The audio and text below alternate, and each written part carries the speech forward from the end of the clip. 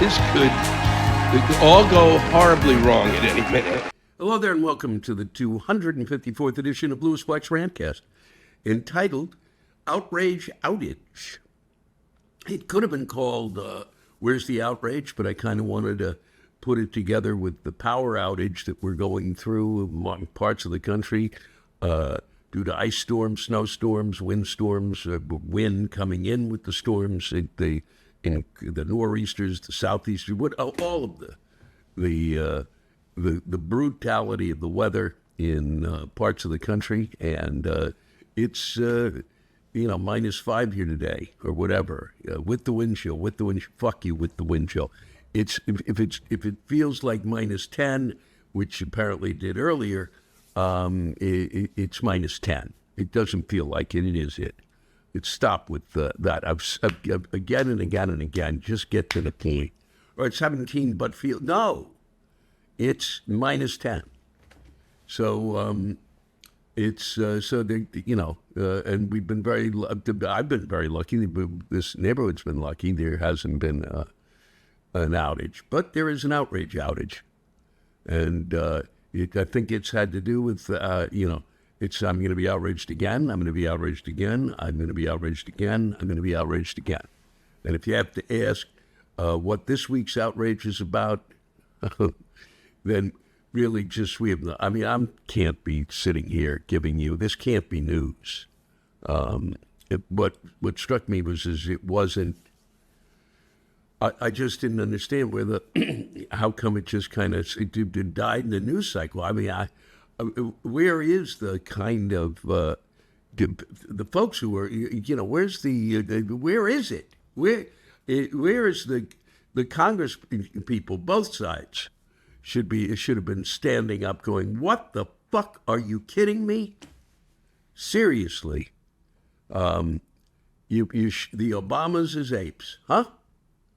At the very end of this, whatever the fuck, I mean, are you serious? Just the trope, having that picture, throwing that out on what is the Trump social, whatever he fucking calls it, and then it coming out at the time frame that it would normally come out if it was his. That's when he likes to really spin that stuff out, and Levitt immediately defending it and then having to backtrack it. I mean, it just goes on and on.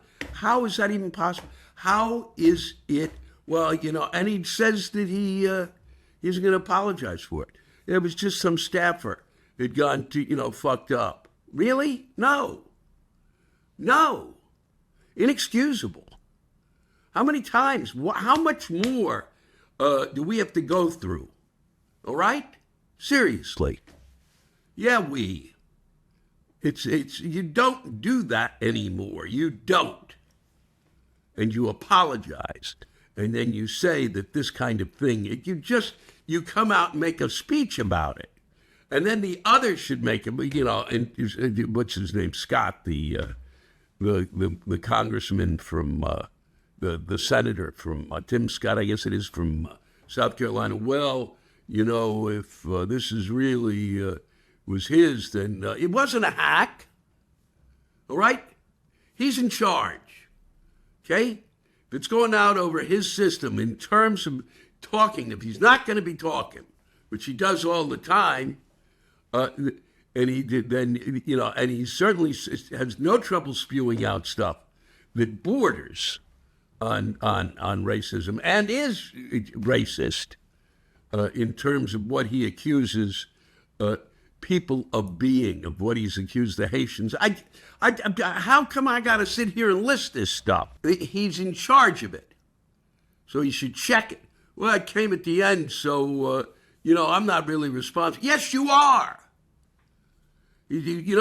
Whatever happens that is wrong, he's not responsible for. He's responsible for this and should be held accountable.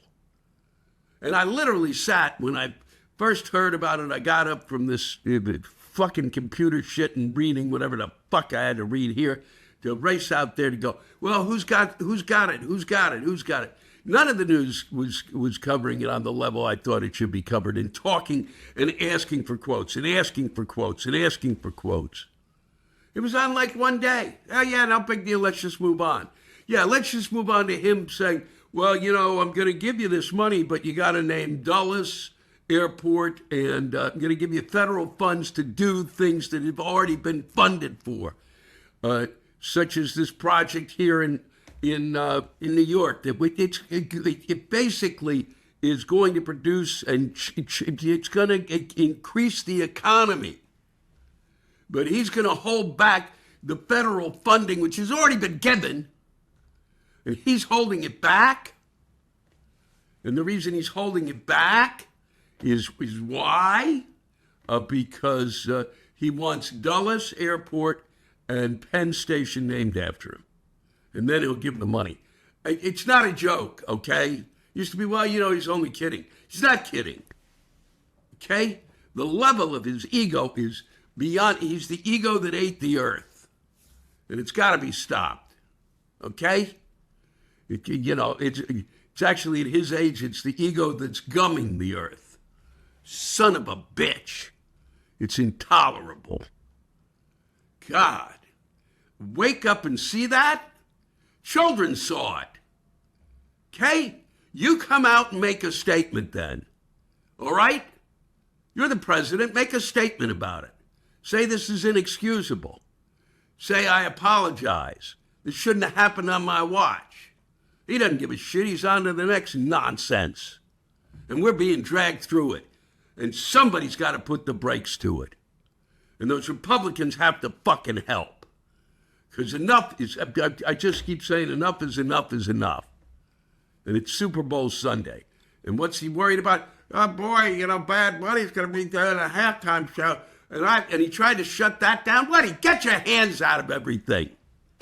It's not your place. All right? Hey, guess what it is? It's a free country. Right? Try to remember that. I know it's hard. You didn't take civics. Fucking you never read a book. Well, we don't know if you never read a book, okay? Maybe I crossed the line there. It's beyond belief. Whatever it is he has no sense of where the presidency should step in and where the presidency shouldn't. And it should not step in the Super Bowl. You make a joke about who you're going to bet on. That's it. That's as far as it goes. Worry about whether Bad Bunny is going to be, is going to be, is a proper Super Bowl choice. And good God, a halftime choice for music? Son of a bitch. It's inexcusable. It's going to be in Spanish. Whoa, boy. Maybe that might be good. Might be good for children. Might be good for adults. Might be good for everybody to hear the language. He's the fucking one of the great, he's the most streamed performer in the world. What do you want? Huh? What else is he supposed to do to prove to you that the rest of the world gives a shit? Huh? So that it matters. And so I was reading today, the NFL can sell their fucking products. So get out of the goddamn way with your, and nothing racist about that. No, I needed American stuff. What? So Kid Rock, it does another concert, came out, and a meme today is a friend of mine told me that somebody, I guess it's a meme, I've known that whatever the fuck, but it's just a great line that those people who believed in that there needed to be an alternative are the same ones who believed in that there should be separate but equal water fountains. I mean, in the 50s. And another friend of mine, is Ben's wife, Alicia, it said that it keeps saying to Ben, what football teams are playing at the Bad Bunny concert. Great, just a great comment on what the hell is going on. It's really stunning. And I'm going to go watch it, and I'm going to be doing that shortly. And you'll be seeing. Well, I'll get to that. Let me just finish this up. There's a couple of things I wanted to read to you. There was a government lawyer this week, Julie Lay, L-E, I guess, Lay, asked by a Minnesota judge to explain why ICE and Homeland Security have defied so many court orders lately, expressed her own frustration with the non-compliance and her crushing workload. The system sucks. This job sucks, Lay told the judge. She was removed from her post soon after. Good for her. Seriously. Once again, I keep asking, when are they going to, the defiance of court orders? Beyond belief. You give the order, it has to be, and there seems to be no accountability. None. Zip. Zero. Nada. Squat. Kadingus. Here's another one. A man came into an emergency room in Toulouse, France, with a World War I artillery round lodged in his rectum. After removing the item, surgeons alerted the local bomb squad, who determined that the shell did not present a risk of explosion. Wow. God, he had to find the World War I artillery. God, I really got to have that up my ass. Wow. That is a long day. That is a level of wow. Wowie, wow. Wow, I need to put a bullet up my ass. Just, phew. But that's where we are in the world. That's where people are. That's more of a distraction than is really necessary at any one time. God. So it is going and going and going. And we, have to say, if we're not going to be outraged about what we just saw, I don't know what's next, because it's just too much. We are overloaded, okay? And with the it's more than we should have to. We just, I don't get it. I don't get why the Democrats didn't just kind of bring it up over and over and over again. Why the Republicans? Did I miss something?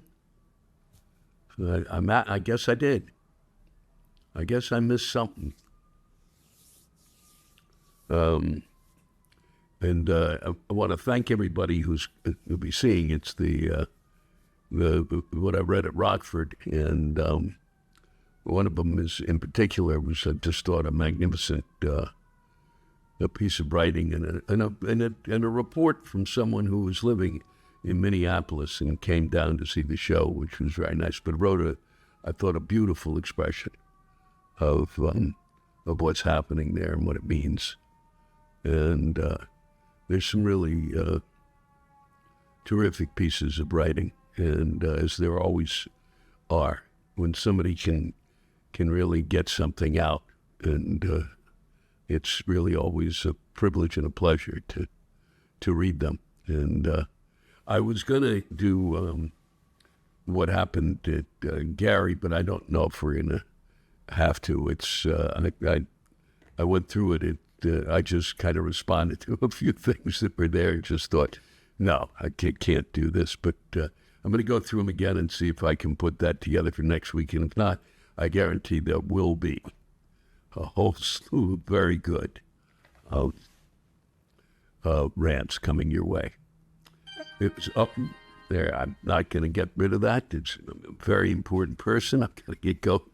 And let me just say it was a pleasure to be working up at NIAC this week.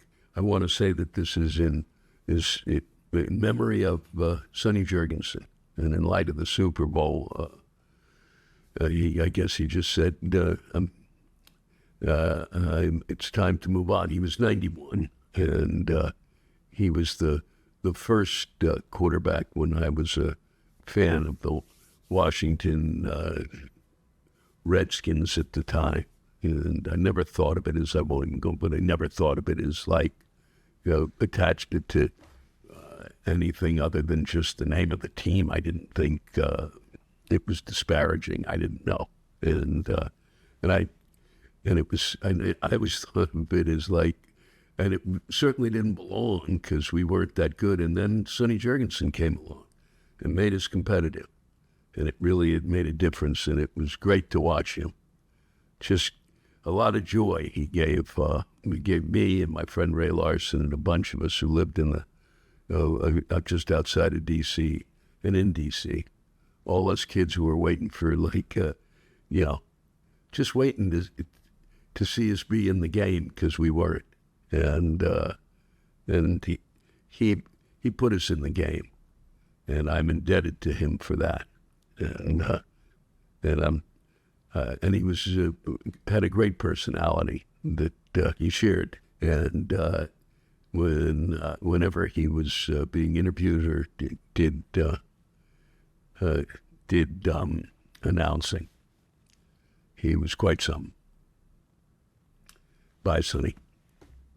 Thank you. And thank all of you for spending time with me. It means a lot. Here you go. This is your show now. I'd like to thank everybody. We got a lot of stuff, and I really didn't have enough time to get some of the things. I will be reading some of the things that were. If I don't read them tonight, you'll be hearing them over the next few weeks. I will be sure of it, because there was some really nice things written in. I mean, not nice in terms of me. You're fucking not that nice, but really some great stuff. This is from Luke H. Rockford, Illinois is a place that keeps insisting it's fine, while everything around it says otherwise. Every business looks one bad week away from giving up, and every person looks like they've already had that week. Nothing's a total disaster, but nothing works the way it should either. It's all just slightly off all the time. Rockford isn't tragic or dramatic. It's just relentlessly, stubbornly disappointing. And somehow proud of it. But I still love it. Thank you, Luke.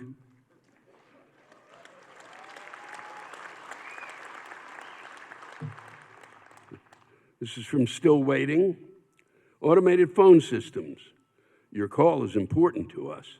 If it was important, a human would answer. I've been on hold so long, I've actually aged out of my demographic. This is from Teressa MacKay. Thanks for this, Teresa. I'm the bartender from Club Comedy in Milwaukee that offered you a shot of Jaeger with two of the waitresses, and when you said no, we asked if you were a pussy. Not sure if you remember me. I remember that night, and I remember saying, fuck you, I'm not a pussy. And of course I did the fucking shot. When you're in Milwaukee, you don't get shamed, okay? If they hand you something to drink, you just fucking drink it. You don't ask questions. You don't want to live with that moniker. I've got a whole other 2 or 3 days to perform at that club.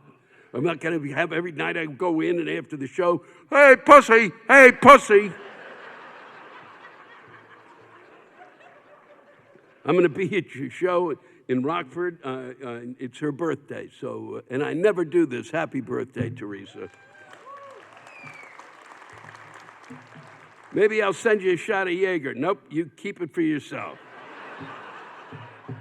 They're the first. The fucking Milwaukee was the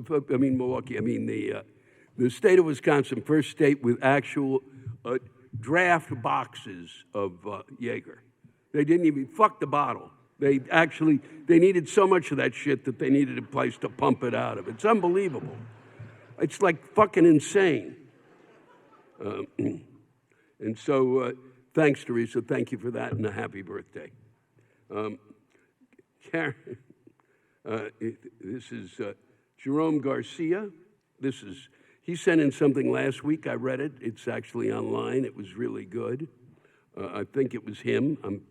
I could be wrong, but I'm pretty sure. And it was about how the bonus that ICE gets is a little fucked up, and it's well worth your time. But he did the research here. Little St. James was sold by Denmark to the United States as part of the 1917 transfer of the Danish West Indies. That same year, the U.S. issued the Lansing Declaration, recognizing Denmark's sovereignty over all of Greenland, effectively telling the Danes, fine, keep your frozen rock. While not an explicit quid pro quo, the timing was no coincidence. Denmark secured its Arctic territory while offloading Caribbean islands it could no longer afford to defend. So Denmark let go of a fucking tiny island that would decades later become, this is too good, Jeffrey Epstein's private nightmare fortress. Yeah, that's how fucking nuts it is now. Son of a bitch. You couldn't have written it as a book, for fuck's sake. It was a deal that was partly about ensuring Greenland would remain Danish forever. And now a U.S. president who partied with Epstein for years, who called him a terrific guy who likes beautiful women as much as I do, and many of them are on the younger side, is threatening and pressuring Denmark to hand over that very same Greenland. Denmark gave up the island where Epstein committed the crimes, partly to keep Greenland. Now Epstein's old friend wants to take Greenland anyway. You can't write irony that fucking dark. Thank you, Jerome.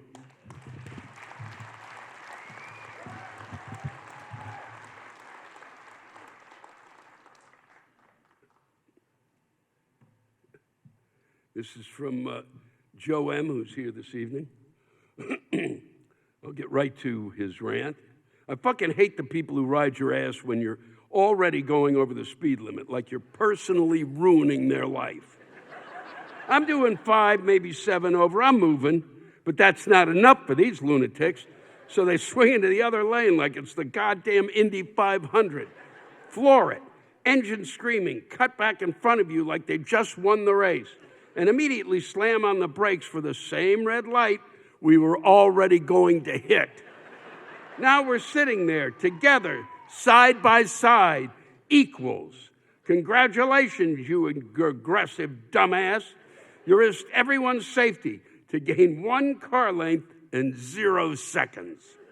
And I always want to ask, what is the emergency? What is the life-altering event that you are late for? A fucking meetings? Starbucks closing?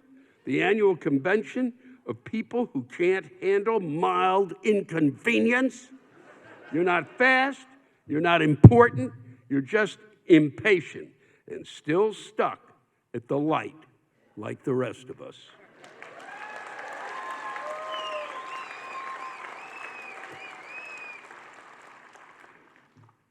Thank you. This is from Lisa Theobar. I think that's how you pronounce it. A friend of mine and I drove down from Minnesota to Rockford to come see your show. You may have seen in the news we have some unwelcome visitors in our state.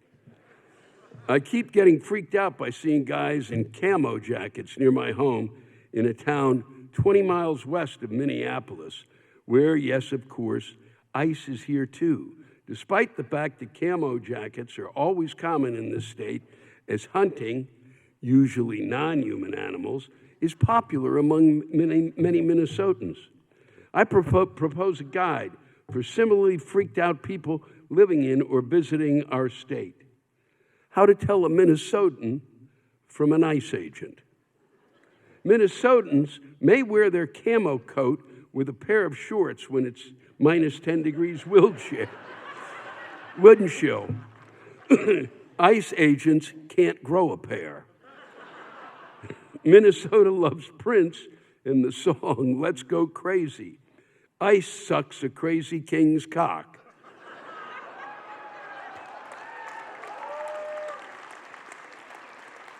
It's getting late. I knew some of you'd back off that. Minnesotans are, when a Minnesotans, fuck you, Lewis. Minnesotans use bait to catch walleye. ICE uses children to kidnap their parents.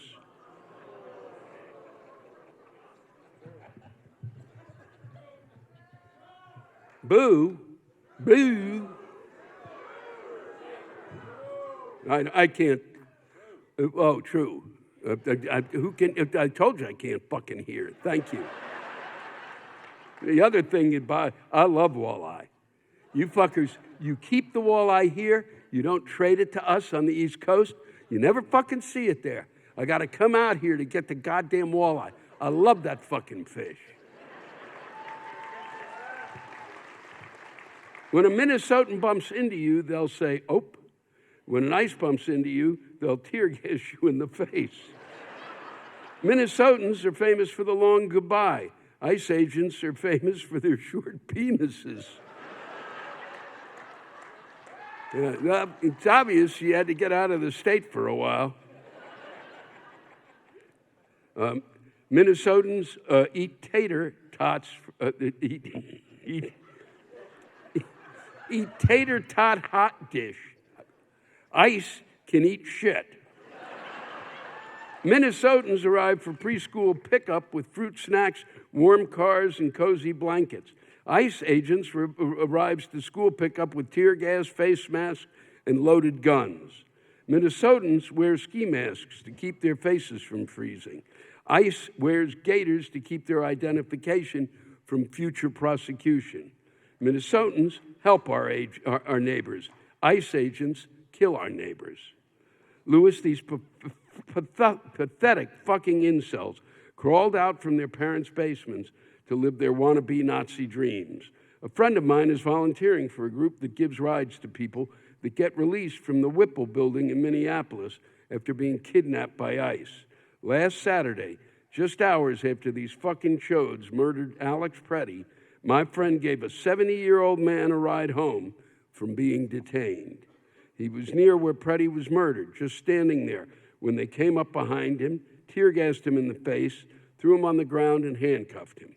They took his phone as evidence and kept it, even though he wasn't charged ever with anything. Louis Bobino was at Whipple, and when the agents saw him, they fangirled all over him and posed for photos. There's no reforming this fucking shit. They need to get the fuck out. Hope that clears things up.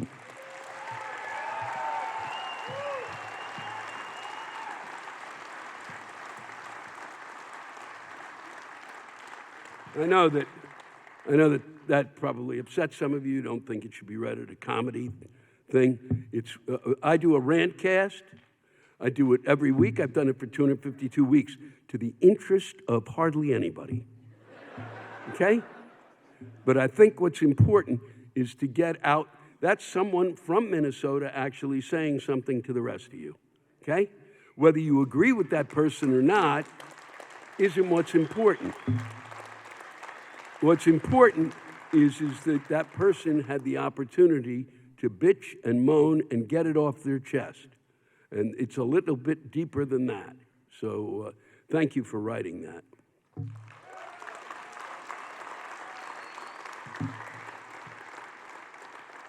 And there's that kind of pain, and now I share with you a different kind of pain.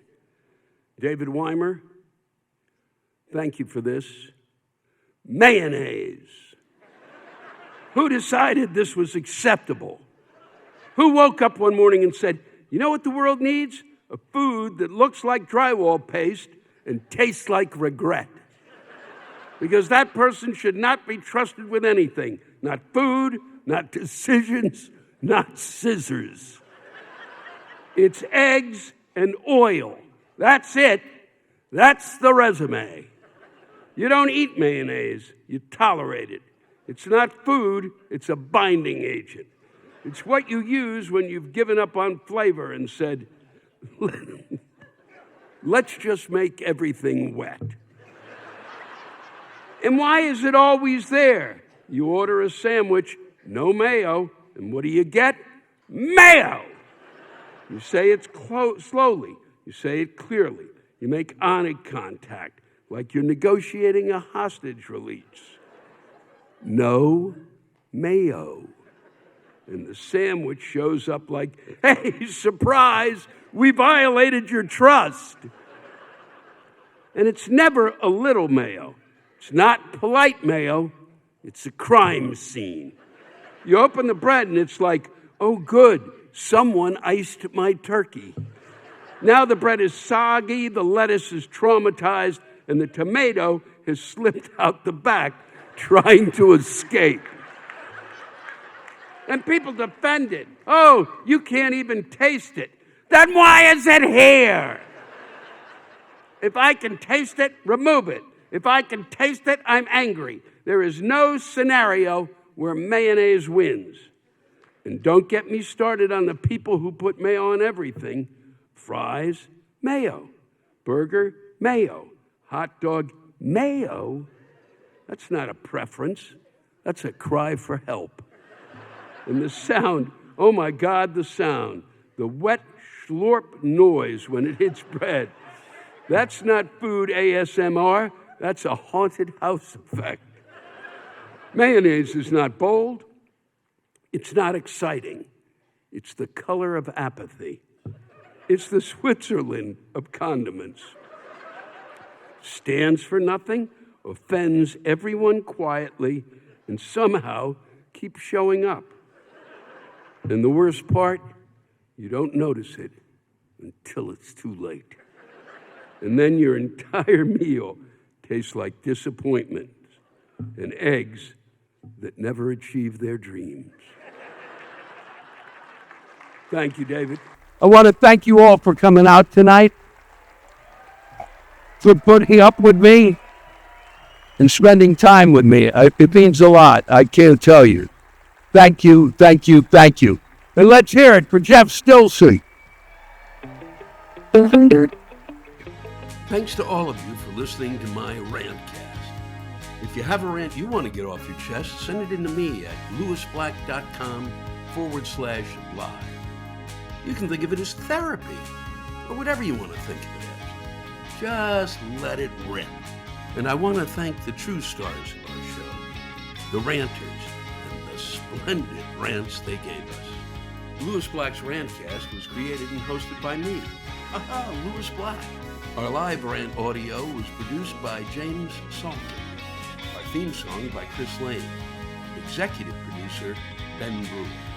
Executive producers, Matt Kleinschmidt and Robert Kelly.